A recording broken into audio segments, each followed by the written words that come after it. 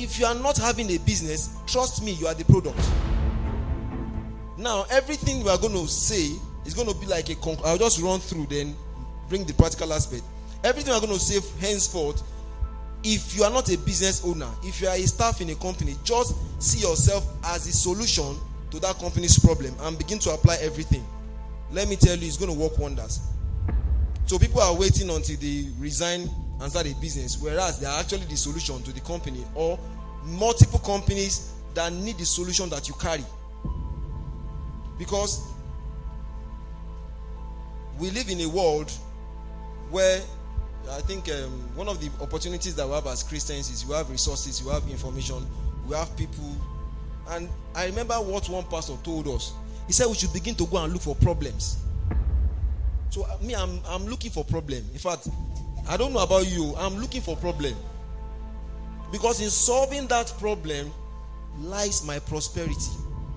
And if you stay with me for 1 month, and if you see the caliber of problems I am solving, I'm not talking per day, I'm talking per moment.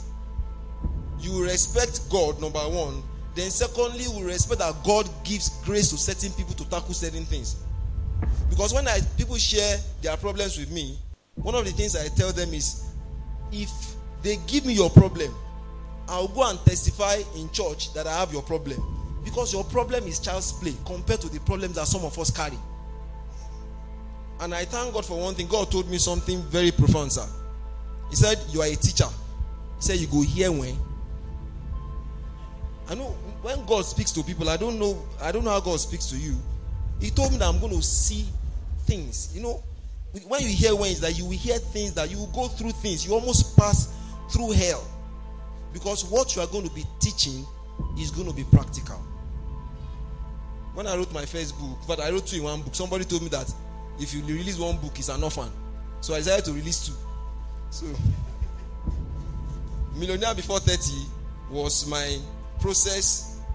Because I just told myself I was 28 years and I'd lost my job in, not that I lost the job, I was very ambitious. I've always been ambitious. And I told myself, I want to be trained. I finished youth service in Lagos and I got a job. I was retained immediately in UBA. UBA was the bank. My father got me the job. I didn't struggle for it. It was I leveraged on his personality and they gave me work in UBA the same minute the man met me. So I didn't understand that life was not always like that. So when I was leaving UBA, I didn't go and talk to my father. I didn't go and talk to the man that took me to HR that gave me job in 30 minutes. I resigned and went to another bank. 2 months after resignation, Central Bank of Nigeria refused to license that new bank. So I found myself in the labor market for 2.5 years. 2.5 years of looking at yourself. You know you are a genius. Best 10 in everything I do. I couldn't get a job. If I know that I couldn't get a job, I will go for the interview, I will pass the exam, I will pass the interview, I will see the MD, but they won't call me back. What is happening? So I never knew God was preparing me for a day like this. And it is awesome that God has plans for his children. And if you want to be great in life, I must say this, if you want to be great in life, if you are not ready to pass through things, please just go and get a job and be collecting that salary. If God help you, you buy land. If God help you, you build house. You marry one wife, of course. Even though you have plenty of money, I'm not saying go and marry multiple wives, but you marry one wife, you have children, then you die at a very good old age. No landmark in the world, no change, nobody is mentioning your name, nobody is calling you, nobody recommends you. I don't know what Pastor Lumide saw that is making me to be in your presence this morning. One day I was watching TV and I saw some white men. They were speaking to one Nigerian woman and they're talking about a project, Generation Enterprise. And as I was watching the program on TV, I was telling myself that these people cannot run this project. You know, there's some people, I just need to hear you for 3 minutes to know where you are going. And I told myself, these people cannot run this project. After 2 weeks, I got a call. Those same people were calling me. Somebody called somebody and said, we know one man that can do this thing. And I was in their midst and I told them the truth. You know, Americans will come to Nigeria with white skin and they think that we blacks don't know what we know. And I told them, if you want to work in this part of the world, this is what you must do. They said, no, speaking English, the project is folded up right now.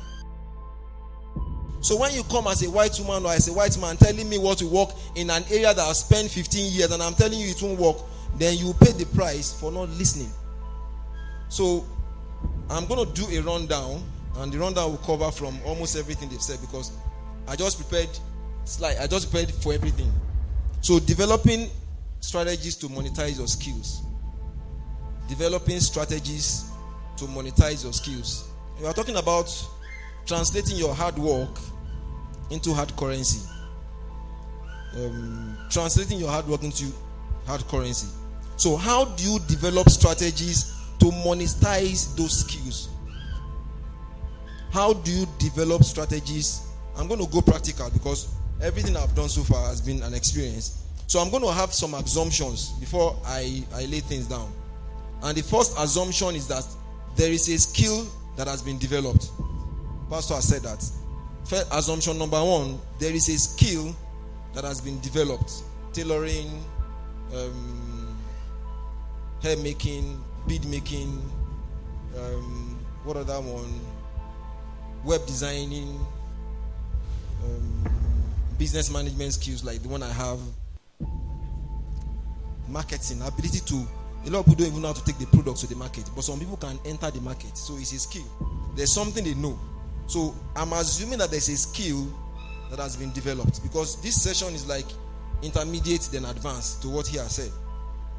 Then secondly, the skill can address or is a solution to a need or a pain point of people. The skill can address or is a solution to a need or a pain point of people. See, when you begin to look for problems, what you are looking out for is pain points. What are people going through? What are they complaining about? Nigerians complain about a lot of things. There's no power. There is no internet. Internet is slow. The roads are bad. My trouser is too short. We complain about almost everything. If somebody is complaining, it means there's a pain point. Something is actually pinching that person because it's not just complaining.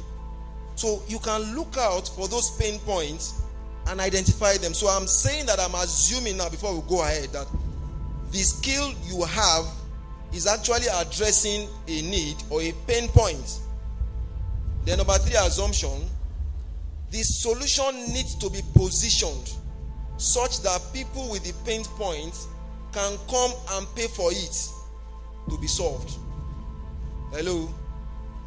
The solution needs to be positioned. When you have a solution to a problem, you don't keep it in your pocket. You have to position that solution so that people that have need or people that are in need or people that are complaining about those things can easily identify you as the person that has that solution and they are willing to pay. And I'm emphasizing that people with the pain point can come and pay. Emphasis. That's why I love Jesus. Very practical man when he was walking on the earth. That man went to him and said, that thing you gave me, I know you are a hard and wicked man. You want to earn from where you didn't sow. I know the kind of person you are. I will go and bury it, so that when you come back for it, I will give you back the way you gave me, intact. Some people are very clean. They will keep it well for you and return it the way you gave it to them. He said, no, let us throw this man into lake of whatever. Because he did not trade.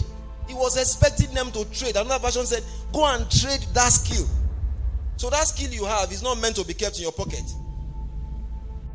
So if I'm not trading my skill, then I'm actually shortchanging myself, and I'm telling the God that gave me those skills to actually throw me away.